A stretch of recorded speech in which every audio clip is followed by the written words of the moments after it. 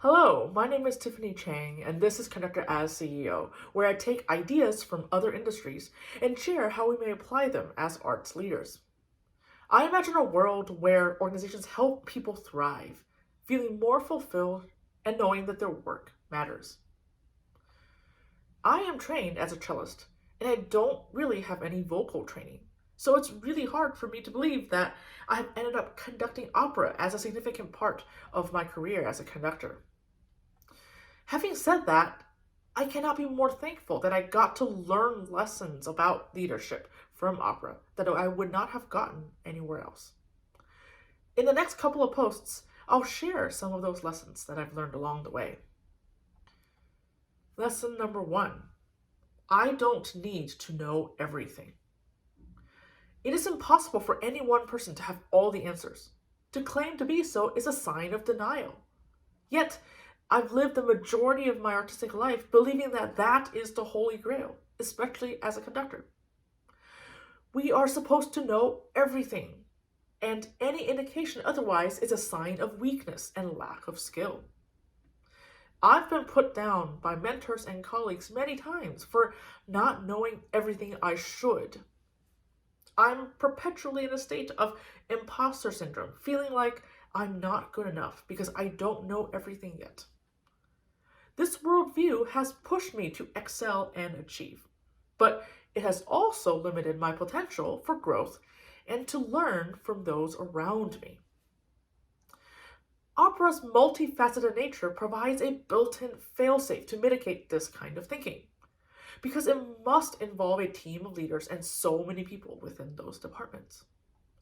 Of course, orchestras do too, but opera work requires consistent interaction and collaboration across those artistic departments, and it is not necessarily the case for orchestras. The various artistic leaders in opera build a vision together across a lengthy amount of time, usually months and years. Everyone brings their own expertise and creativity, and the collective is stronger than any single artist. We are truly better together.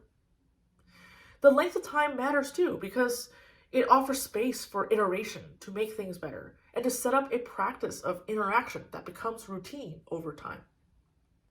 In addition to the leaders, the singers are often involved from early in the rehearsal process as critical voices in shaping that vision, sharing their ideas about their characters and dramatic musical intentions. There's space for musicians' opinions to matter, and there's a chance for it to be heard, even if it doesn't make it to the final product. As a leader trained in the orchestral setting, this was all novel to me. I discovered that through this process, I can learn from every artist's knowledge and perspective, and most importantly, not feel terrible about not being good enough or not knowing enough. It's the first time that I felt comfortable in the discomfort of not knowing everything, and it was liberating. While putting my ego in check, having a team of artistic leaders gave me the opportunity and permission to ask for second opinions, fill gaps in my knowledge, and remain open-minded to different perspectives. This all occurs in a this is just how we do things kind of way, as opposed to we are here to judge you for your lack of knowledge way. I was also intrigued by conversations leaders were able to have with singers, discussions about character arcs, motivations, pacing, etc. It seems to be a cultural habit in opera to have interactions focused on iterating and collaborating. That is mostly a two-way street. In the orchestral setting, it is uncommon to take time in rehearsal for musicians to talk with the conductor about their music making, or to pose alternative opinions. There is not always a space for curiosity regarding pacing, structure, and individual nuance. And the default is a one-way street, where the conductor gives direction and the musicians do what they're told. It's an efficient path, but we should ask, what are we missing? And often, any additional interaction exists between the conductor and the musicians only when there's a problem. such as open forums that offer a temporary band-aid to address the concerns. Now, when I learned what was possible in opera, I thought, why not have those conversations with the orchestral musicians too? Even in opera companies, orchestral musicians are often left out of those conversations, and they should be folded in. I wonder what I could have learned from the oboe player in that orchestral program if I felt like I was empowered and allowed to ask them for their opinion as the conductor. It's not a sign of weakness. It's a sign of generosity, curiosity, humility, and ultimately leadership. I often find complicated logistics cited as number one reason why we can't regularly involve orchestral musicians in artistic conversations. My gut tells me it's fear of change talking. It's true that opera requires structures that naturally encourage habits of collaboration and sharing of knowledge. Orchestras operate quite differently and generate different habits. But we can ask, must we accept and be bound by those habits? Might there be better habits? And can we identify the circumstances that allow those alternative habits to flourish? We are determined, creative people. We can find a way to create new habits as part of our everyday culture.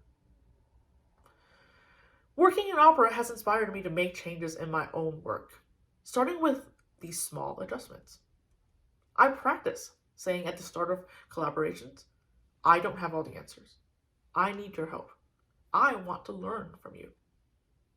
I also practice asking the people I work with frequently, what do you think? Why do you think that way? How did that feel? What are you rethinking? What isn't working? I must say that, honestly, this is not always effective. People don't always subscribe because it catches them off guard. They might see it as weakness or a lack of conviction from a conductor. They might not know how to respond. But there are also instances where it pays off amazingly, resulting in deep and exhilarating collaborations. Change is a process, and it's an uncomfortable one. And I have no doubt we'll get to better someday. Eventually, I hope we build cultures where speaking up is a habit and where learning from each other is an everyday occurrence. If these ideas resonate with you, please consider signing up in the link below to receive an email with each new blog post sent directly to your inbox. Thank you and have a great day.